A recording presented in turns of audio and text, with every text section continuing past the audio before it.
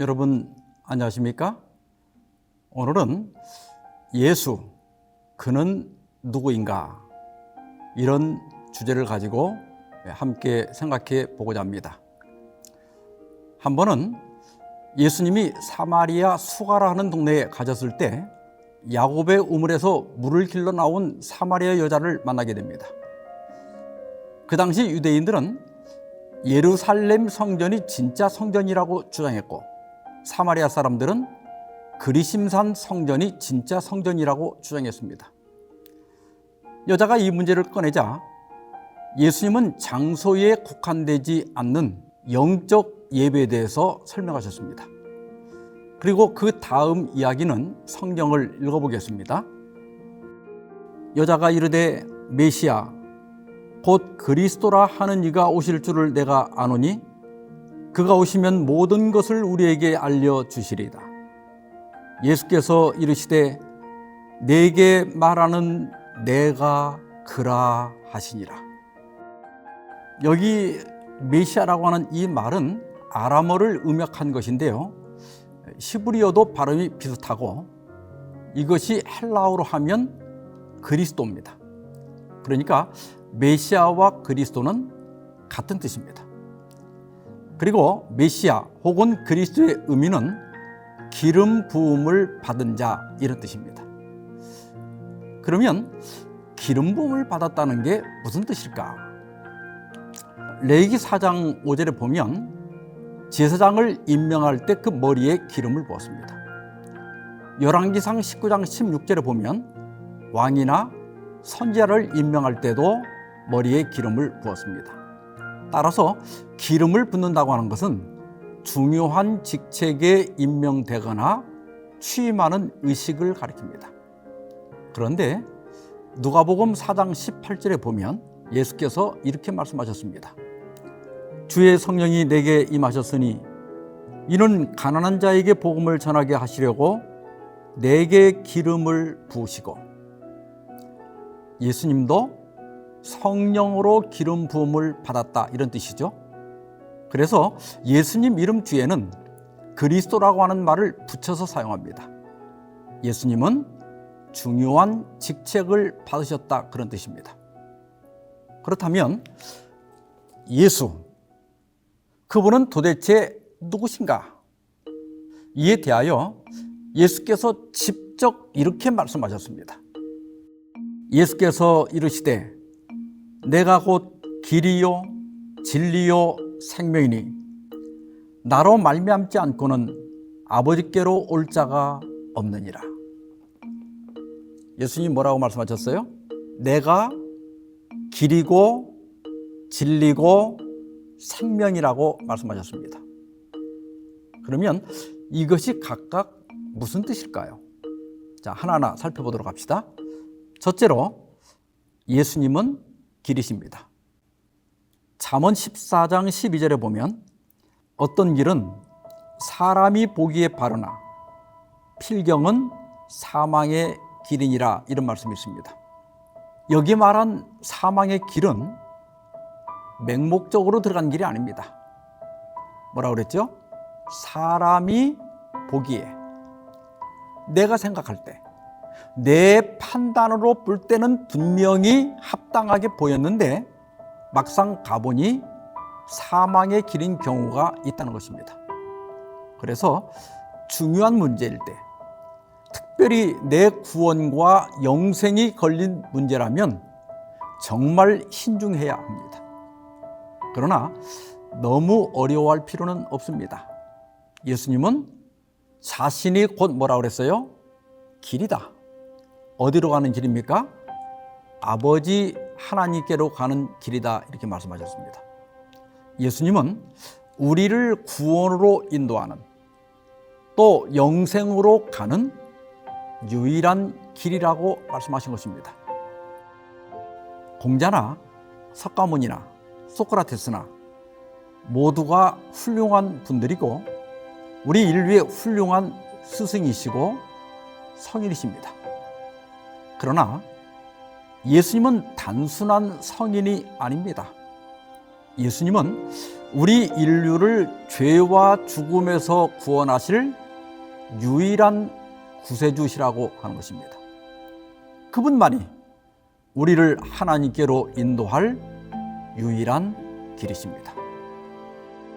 두 번째로 예수님은 진리시라고 하는 거예요. 여러분, 다원주의라고 하는 말 들어보셨나요? 우리가 평화롭게 살기 위해서는 나만 옳다고 우기지 말고 서로의 성격이나 전통, 문화, 가치관들을 인정하고 포용하면서 살아야 합니다. 이런 면에서 다원주의는 긍정적이라고 할 수 있습니다. 문제는요, 종교다원주의입니다. 종교다원주의의 핵심은 예수님 밖에도 구원이 있다는 사상이에요. 독일 예수의 신학자인 칼 라너는 익명의 그리스도를 주장했습니다. 스페인의 카톨릭 사제인 파니카르도 보편적 그리스도를 주장했어요. 예수님만 그리스도가 아니고 사카몬이나 무함마드나 공자, 소크라테스, 또 라마, 크리슈나 이런 분들도 다 그리스도라는 것입니다. 그리고 이분들의 가르침들이 겉으로 보기에는 달라 보이지만은 궁극적인 목표는 같다는 겁니다. 따라서 어떤 종교를 믿든 신자들은 모두가 구원을 찾아가는 익명의 그리스도인이고 결국은 구원을 받는다는 겁니다. 과연 이 말이 옳을까요?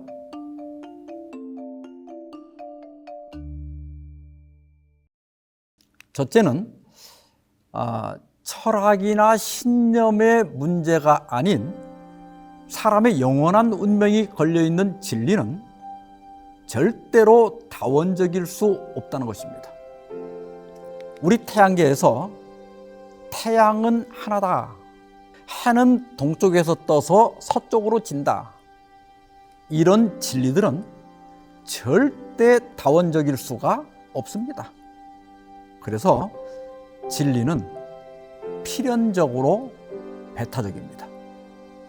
여러분, 종교가 단순히 윤리적인 것이라면 어떻게 믿던 상관이 없습니다. 그러나 우리의 구원이 걸린 문제라면 그렇게 생각할 수가 없습니다.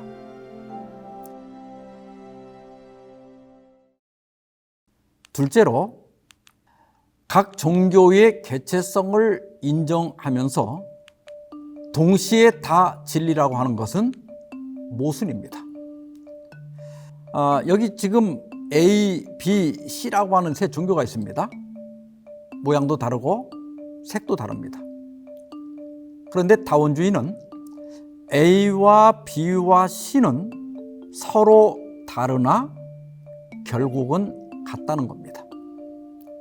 이렇게 두 명제가 동시에 참일 수도 없고 동시에 거짓일 수도 없는 경우를 논리학에서는 모순이라고 합니다. 그러니까 비합리적이라고 하는 것이죠.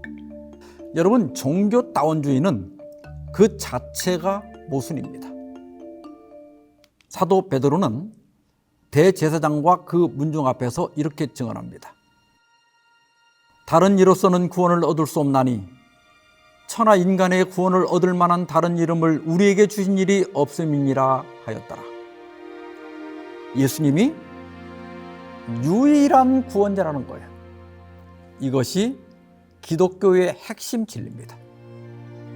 옛 성인들이 우리 인류를 보다 나은 삶으로 인도한 것은 맞습니다. 그리고 다른 종교들도 나름대로 공헌을 하고 있는 것들이 있고 그래서 존중을 받아야 합니다.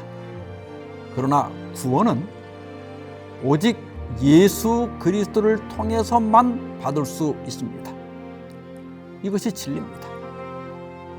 나는 기독교가 다른 종교를 폄하하거나 박해하는 것은 반대합니다. 그러나 구원의 문제를 타협할 수는 없습니다. 그것은 유일한 진리이기 때문입니다.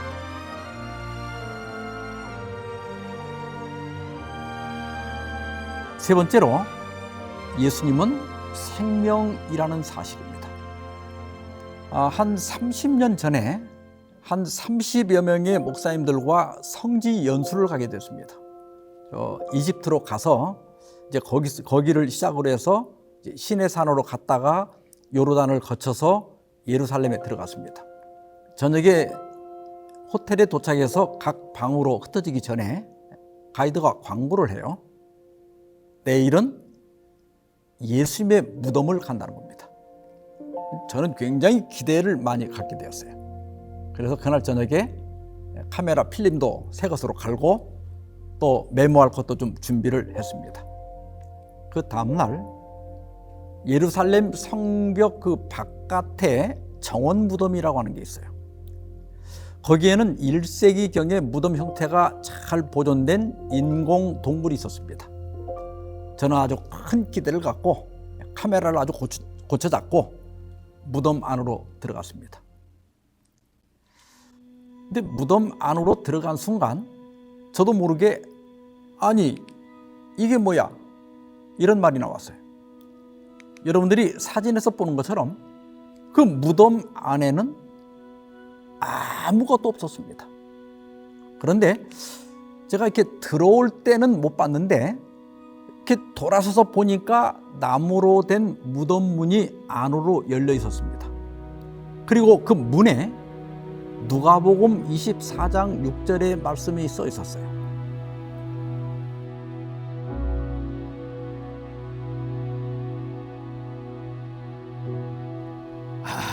여러분이 그때 저와 함께 거기 서 계셨어야 합니다. 저는 이로 형용할 수 없는 벅찬 감동을 느끼며 한참 동안 그 글을 보고 있었어요. 그리고 속으로 외쳤습니다. 그렇지, 예수님은 살아나셨지. 그래서 예수님의 무덤은 비어 있었던 거야. 저는 지금도 그때의 감정을 잊을 수가 없습니다. 예수님께서 부활하신 후에 요한에게 나타나셔서 이렇게 말씀하셨습니다.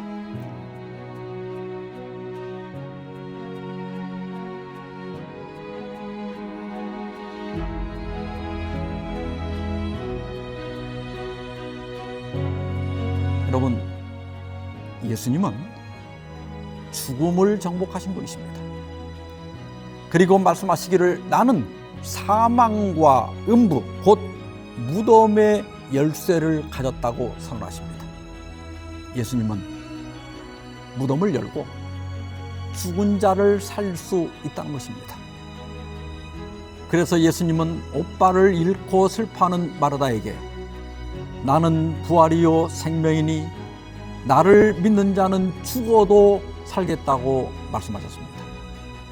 예수님은 생명이십니다. 그분은 무덤의 문을 열 수 있는 유일한 분이십니다. 우리 인류가 웬만한 질병들은 거의 극복했지만 죽음이란 질병은 아직도 정복하지 못했습니다. 아마 앞으로도 정복하지 못할 겁니다. 그러나 예수님은 약속하셨습니다. 나는 부활이요 생명이니 나를 믿는 자는 죽어도 살 것이다. 이런 구주가 우리에게 있다는 것은 얼마나 복된 일입니까? 이런 예수님을 여러분도 꼭 구주로 영접하기를 바라면서 오늘 말씀 마치겠습니다.